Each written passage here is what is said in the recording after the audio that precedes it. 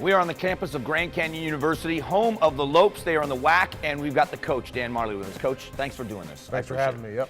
So talk to me about being a coach, being a player for so long. We're here in the Jerry Colangelo Museum, so you've been associated with some pretty big names in the business. What's it like being the head coach of a team? It's great. I was a player for 14 years in the NBA and then was able to get into broadcasting, and then I was an assistant with the Suns for 5 years as a coach, so I kind of got the competitive bug back, and I really enjoyed being back with the guys, fighting for something, and then realized that I wanted to be a head coach sometime. And I thought it would be in the NBA, and then the opportunity came here where Mr. Colangelo and President Mueller called me and said they were going to make a change, and they're going into the Division I and want to make that transition. They want to know if I'd be interested in interviewing for the head coaching job, and being right here in Phoenix, I jumped at it, and also knowing that Mr. Colangelo is involved. Everything he's done has turned to gold. So I sat down with President Mueller, very energetic. His vision of what this place is and will be, and what he wanted to be basketball program, it was a no-brainer.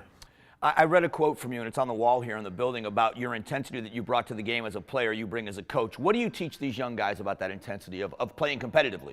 Well, the first thing I say is everything I asked them to do on the basketball court is something I did as a player. Right. So anything I give you is not too hard. It just takes a lot of dedication and hustle and hard work. And as a coach these days, everybody as a player wants to become a professional.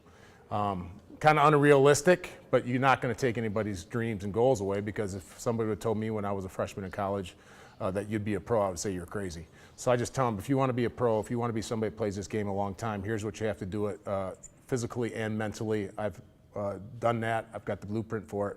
That's whether you want to put in the hard work or not. And that gives me a lot of credence with these guys, because they know I've lived the life. So for someone that said you were shocked when you were a freshman in college about turning pro, you weren't just a pro. I mean, you were a superstar, and you were so loved by this city and by the state of Arizona. What does that mean to you? It means the world. I mean, coming from Michigan, I was supposed to be drafted by the Bucks in the 13th pick, and they passed me by, and Phoenix grabbed me. I had never been to Phoenix, didn't even know how to spell it, to be honest with you, and knew nothing about it. So when I came out here, I was all by myself. As I said, I was lucky to be in an organization like the Suns with Mr. Colangelo, and was a part of some really good teams that had some successful years. So not only did I love Phoenix, but they loved me back. I think they really enjoyed how hard I worked. I was in the community a lot, so it was kind of a mutual love affair. We both fell in love with each other.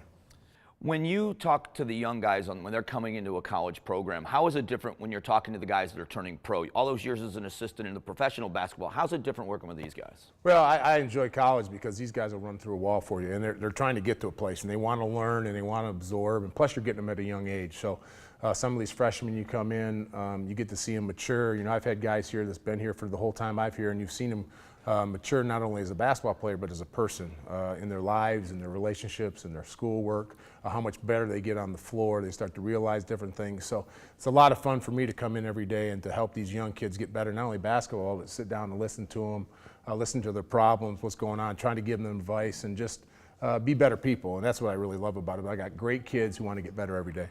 And you've had a lot of success early. I mean, you've got a great record so far. You've been, top 3 in the WAC now, and now you're tournament eligible. How has that changed for you guys? It hasn't changed except for the expectations of what we're supposed to do this year.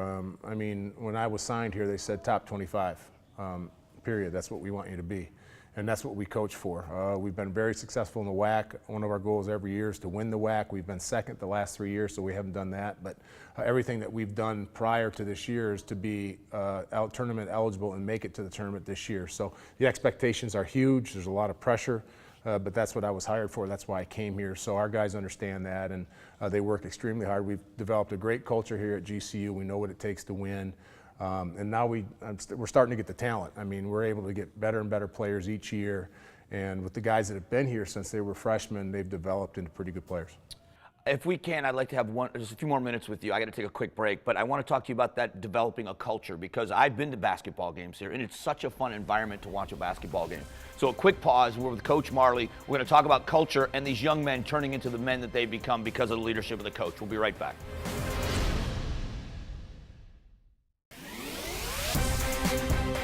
All right, we're on the campus of Grand Canyon University, home of the Lopes, and it is their head coach in basketball, Dan Majerle, a name that everybody in Arizona knows. You said earlier you couldn't spell Phoenix but it was a fair trade because we couldn't spell Marley. No question. So now we've traded that now. Not only they couldn't spell my name, but everybody booed me. Well, I mean, that's what they told me. Everybody booed me. And the greatest story ever that is I've been here, since '88 off and on, and I have yet to meet one person that actually booed me. So I know they're out there. They're out there. But everybody now is a big fan. But back then they said they booed.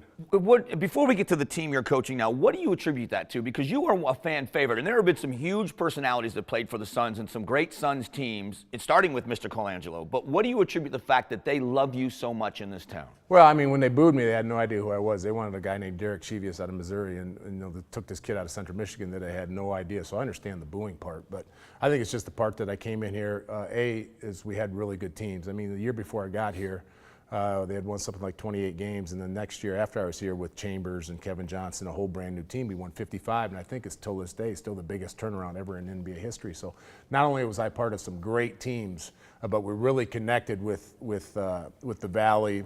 Phoenix was a basketball town.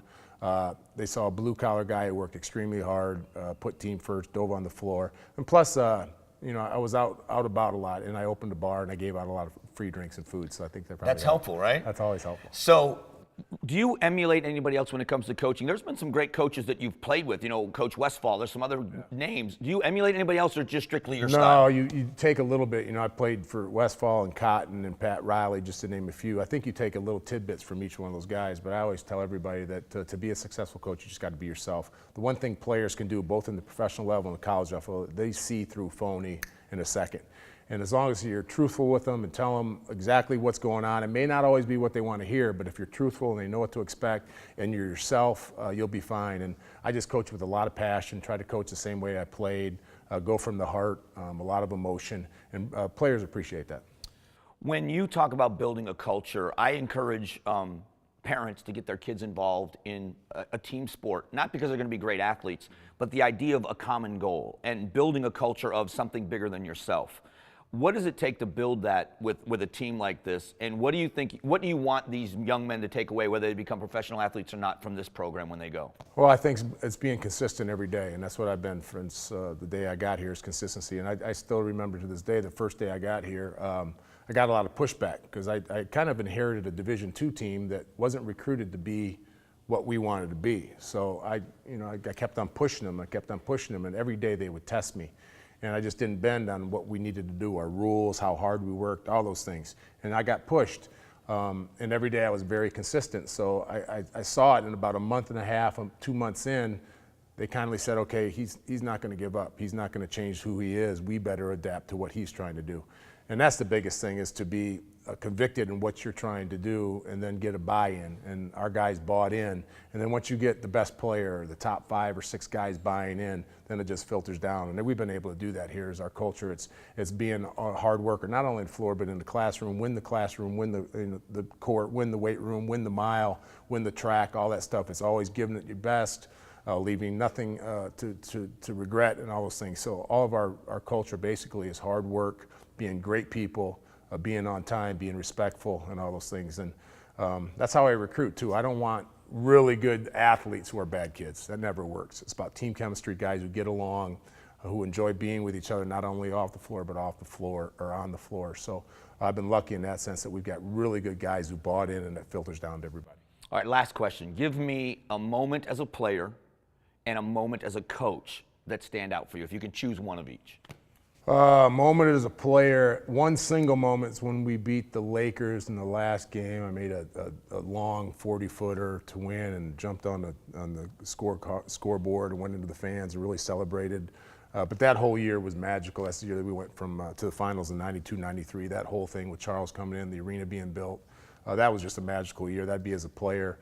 And as a coach, man, there's been a few. I probably would say the one that probably sticks out the most is the San Diego State game, where we went into San Diego State and beat a really good team there, and they just don't lose.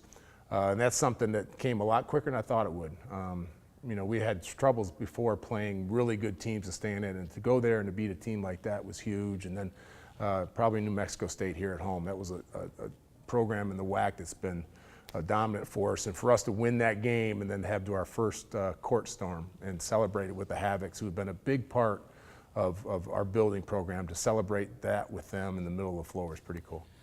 He's the head coach at Grand Canyon University. If you've not seen a basketball game here, I promise you the intensity in the gym is as intense as their coach is. And I really appreciate you carrying on the legacy. It was great to watch you as a player. It's even more fun to watch him as a coach. Coach, thank you so much. Appreciate it. Thank you very much. We'll be back.